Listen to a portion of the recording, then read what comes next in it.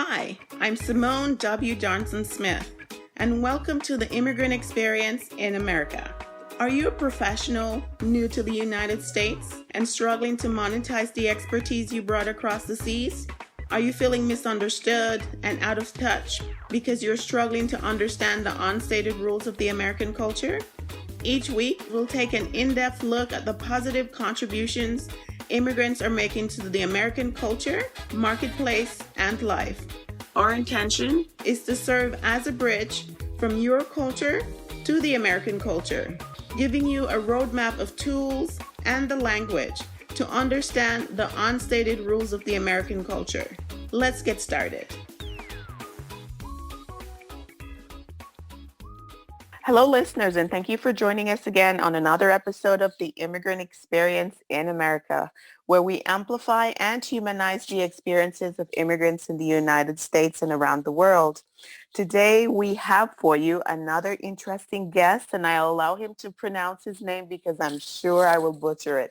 Welcome, Sam. Can you tell us your full name? My name is Sam Gopinathan. Sam is an adopted name in US. My correct name is Santosh Gopinathan. And so I just wanted to make it easier for my business side of the life over years. So I changed my first name to Sam. Okay, wonderful. And what is your heritage, and is there a story behind what brings you to the United States? Definitely, yes. I am from India. I was born and raised over there. I did my mechanical engineering and I was working with various automobile manufacturing companies in India, and the last of which I was working with Ford Motor Company. And it was a wonderful experience to be working for three different major auto manufacturing companies. And interestingly,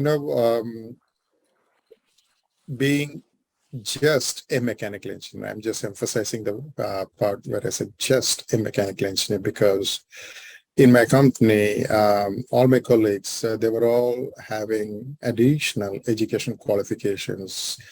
They had masters, MBA, PhD, postdoc, and I was feeling undereducated by being a mere mechanical engineer. And that actually encouraged me to pursue my higher studies. And I came to US in 2000 to do my master's in business administration. I went to Peter Drucker Graduate School of Management here in Claremont. It's part of the Claremont Graduate University in California. I came here in 2000. So that's my journey from India to US to pursue higher studies.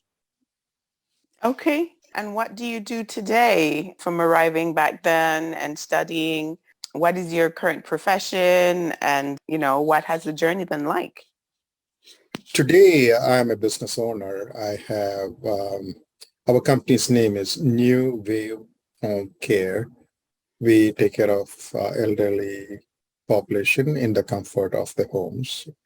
Once people age and when they get to a certain age, they need that extra assistance with their activities of daily living.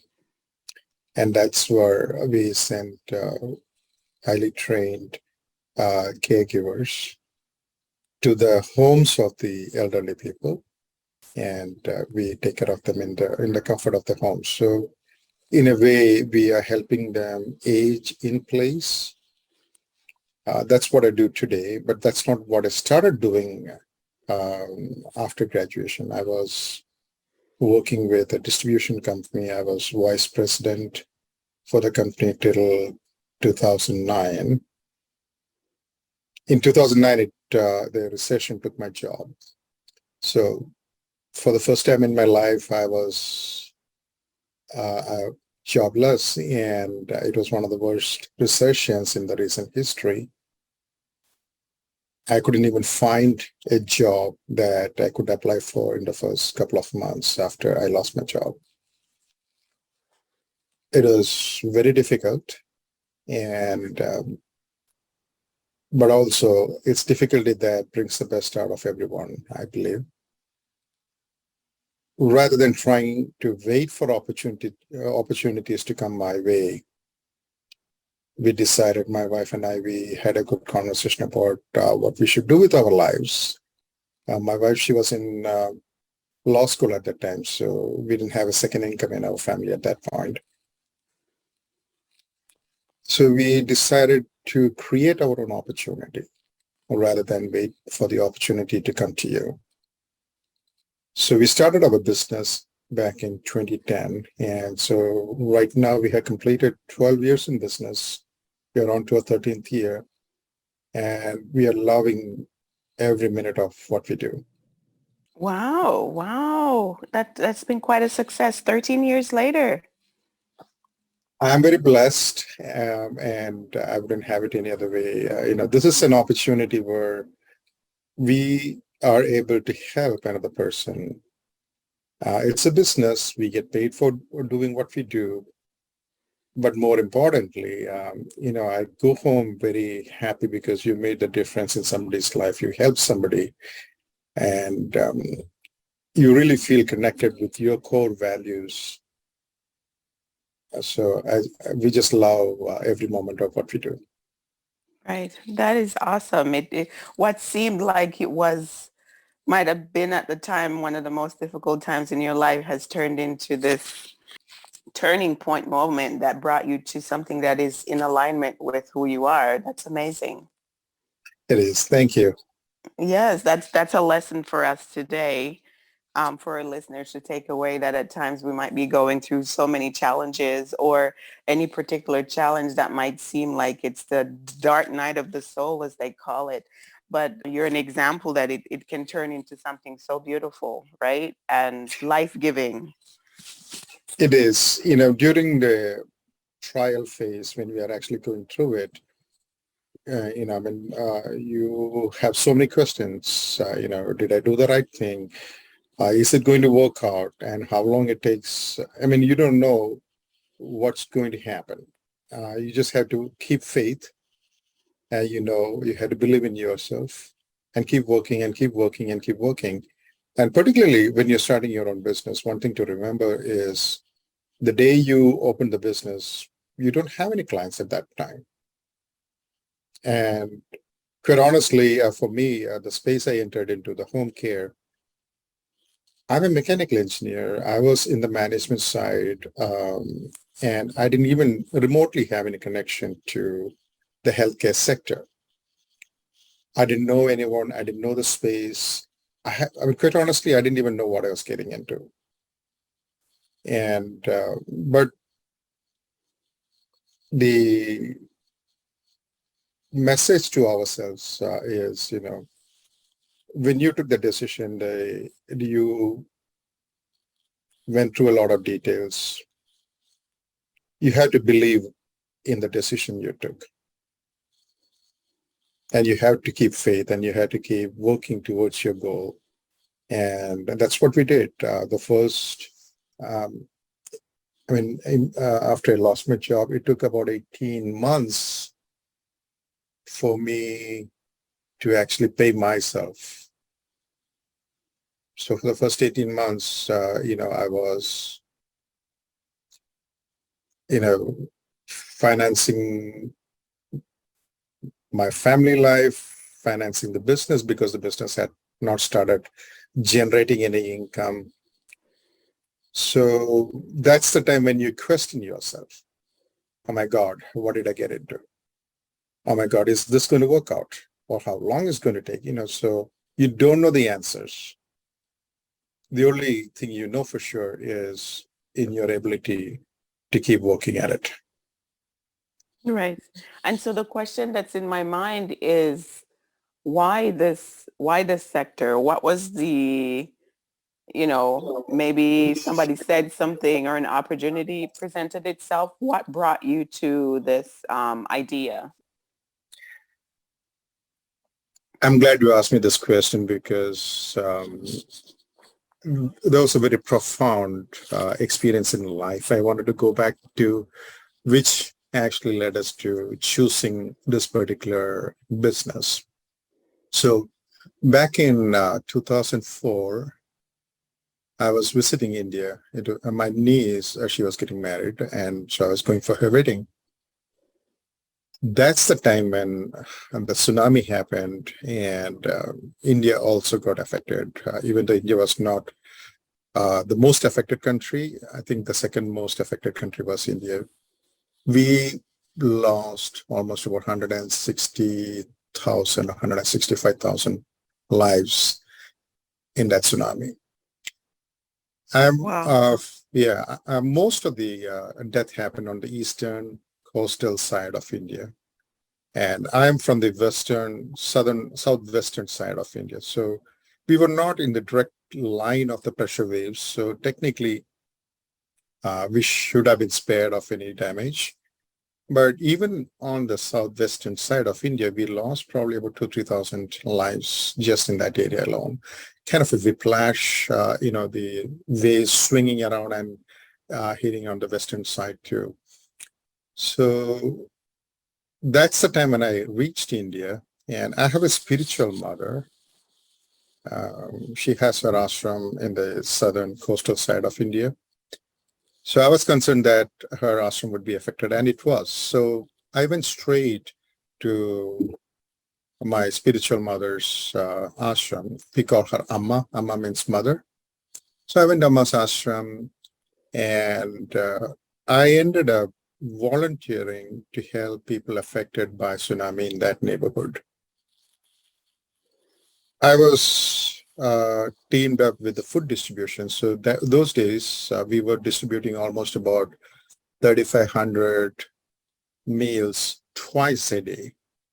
So we would prepare all this freshly cooked food, and we would transport that in trucks to different parts of the village, where hundreds and hundreds of people were lined up because they lost everything. They lost the home, they lost their belongings. There's nothing left standing in the village.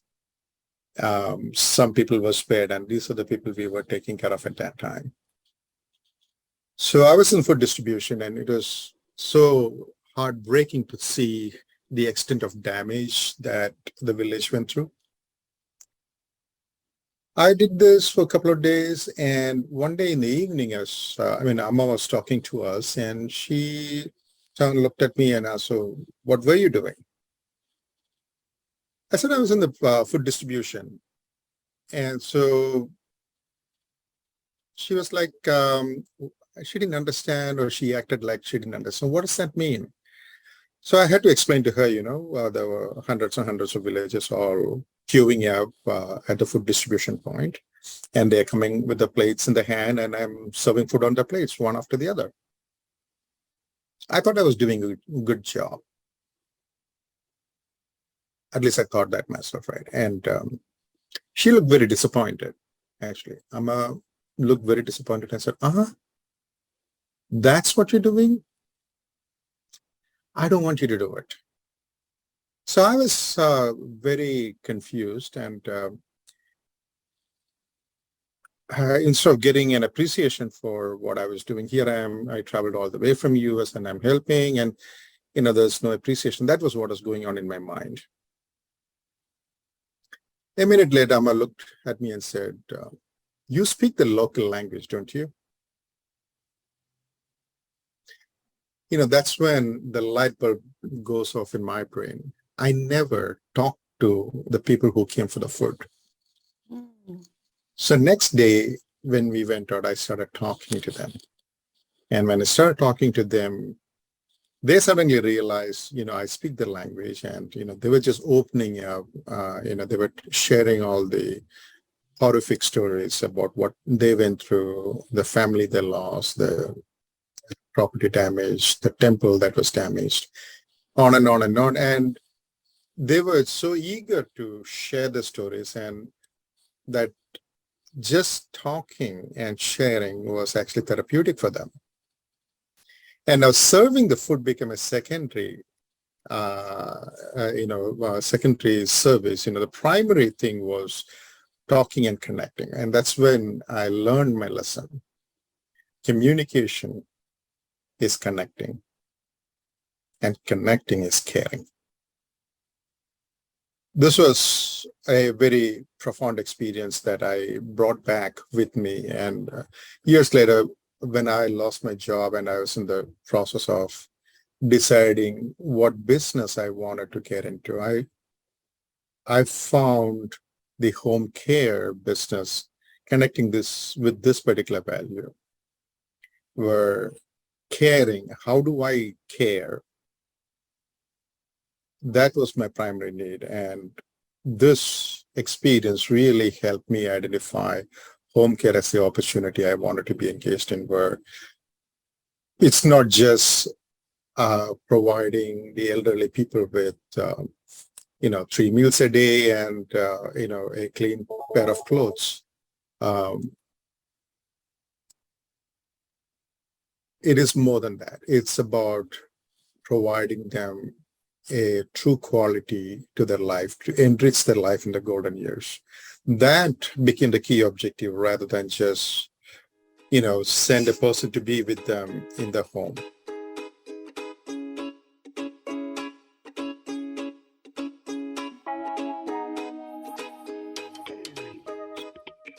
So that philosophy really helped me a lot. And also that's the key philosophy for which we earned a lot of appreciation from the local community, because you're transforming the life of people in the golden years. Right. Wow, such a meaningful business. Our elderly certainly need that type of support. And specifically, keeping in line with what our show covers, immigrant elderly people too, even more so, may need that support in finding care here in the United States that they may not even be aware of. Very true. So I wonder, you mentioned that you're from the southwestern side of India. Can you tell us a little bit more about that area? What's the name of the city and part of India that you're from, and what is life like there? The city I hail from, it's called Cochin. I'll spell it out, Cochin. Now it has been renamed as Kochi, that is Kochi. It's also known as the Venice of the East. It's very tropical, lush green. There are a lot of beaches, and mountains are not too far away from where we are. So the state name is Kerala. It's the southwestern state of India. So we get a lot of rainfall. So we have very,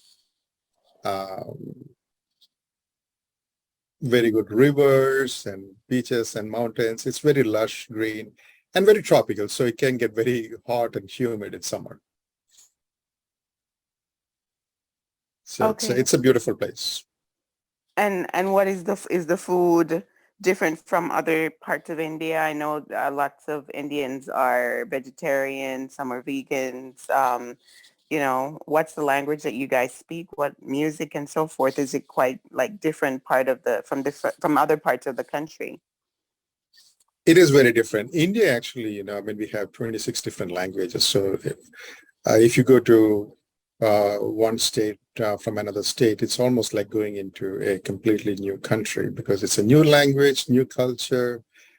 Kerala, where I hail from, we speak the language Malayalam. Malayalam is a language that's a hybrid of Hindi and Tamil, and has a lot of Sanskrit in it. So the roots of the language are Sanskrit and Tamil, the two oldest language. The food we eat, before I explain the food, if I explain the name, the origin of the name Kerala means the land of coconuts. So we have hundreds and thousands of coconut trees. So all of our food has a rich contribution coming from coconut. We put coconut in all of our curries. Different type of curries we make, everything has coconut in it. It's very spicy and tangy. That's the kind of taste we love it, and the more spicier, the better. And we love seafood. Being a coastal state, we get plenty of fresh fish caught every day. So fish and rice, that's the staple food. But we also grow all types of vegetables over there. So all type of vegetables, fruits, bananas, anything you can imagine from a tropical place, you would get that in our place. Okay, very nice. You've given quite a colorful description. I'm getting feelings of being on the island, and the coconut and the beach and the curries. It sounds like, and the spicy, lots of spices and the heat that you like in your food. It sounds like somewhere in Jamaica, but maybe you'll feel quite at home if you visit, or vice versa if I were to go to that part of India. Yes, you would really feel at home. And, I need to come to the Caribbeans too. That's on my bucket list of places to visit. Wonderful, wonderful. So I'm wondering, okay, and so you're still living on the California side. You arrived here, you got married, any children, maybe a little bit about your personal life, as much as you're able to share. Definitely. My wife and I will be celebrating our 30 years together next year. And we had two wonderful boys. My older one, he is preparing to go to law school. He graduated, and then he's currently working in a law firm. So now he wants to become a lawyer. So he is planning to take his LSAT in November. That's next month he's going to do that. My younger one, he's already in law school. He is in UC Hastings. He graduated from UC Irvine, and my older son, he graduated from UC Davis. They both took after the mom. My wife, she is an attorney herself. So they liked what mom is doing, so they're taking after the mom. Very good, very good. And congratulations on 30 years of marriage, right? It's amazing. Thank you. Thank you.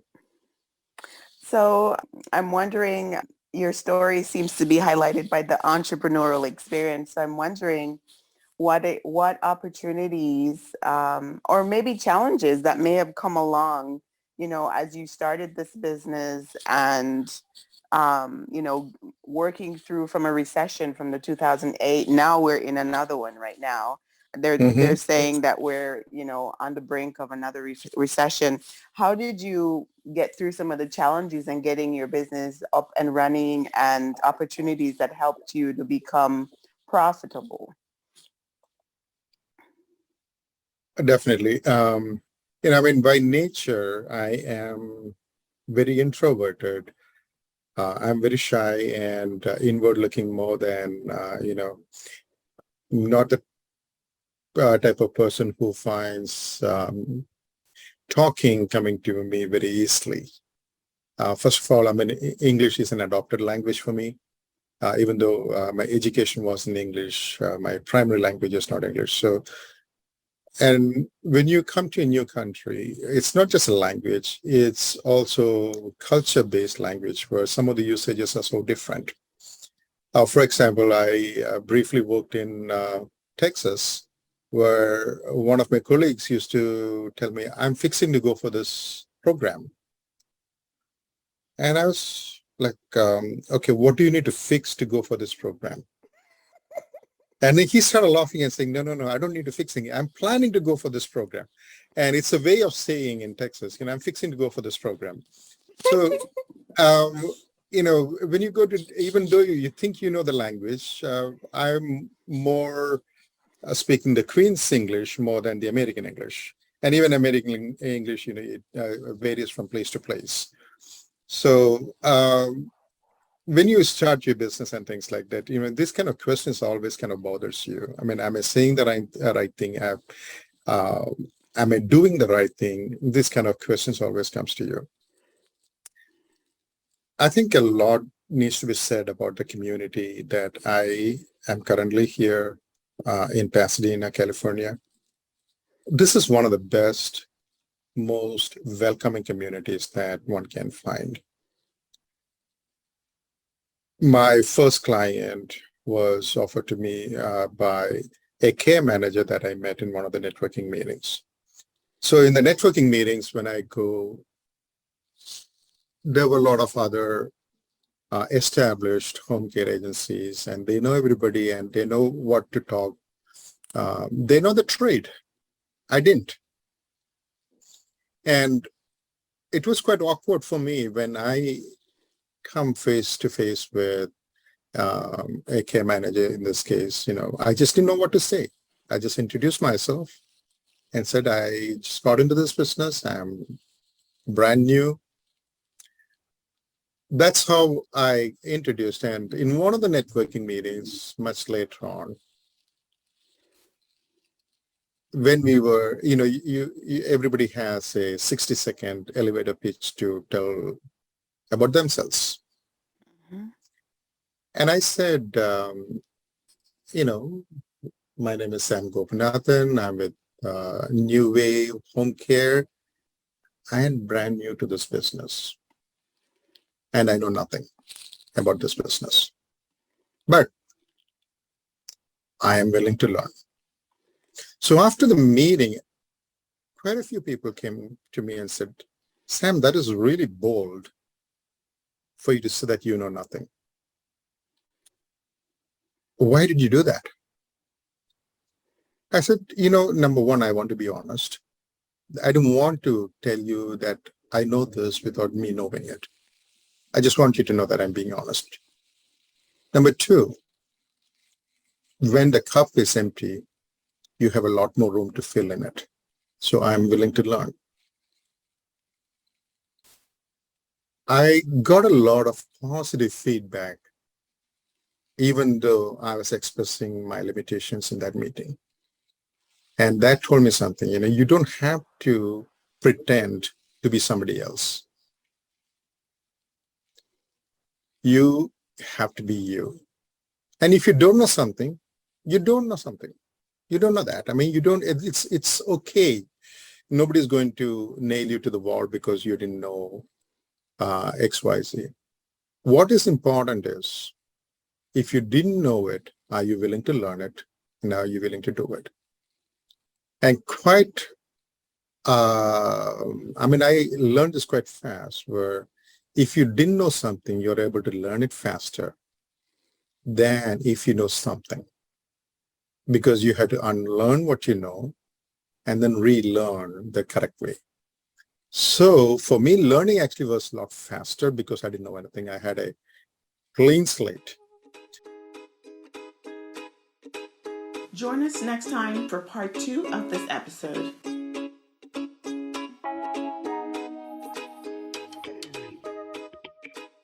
Tune in next week for another episode of The Immigrant Experience in America.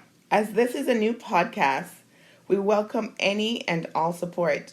If you have not done so already, subscribe on the Apple Podcast app, Google Podcast app, Spotify, Stitcher, or wherever you listen. You can also support us by completing a 5-star rating and review and sharing our podcast with your friends, family, and circle of influence.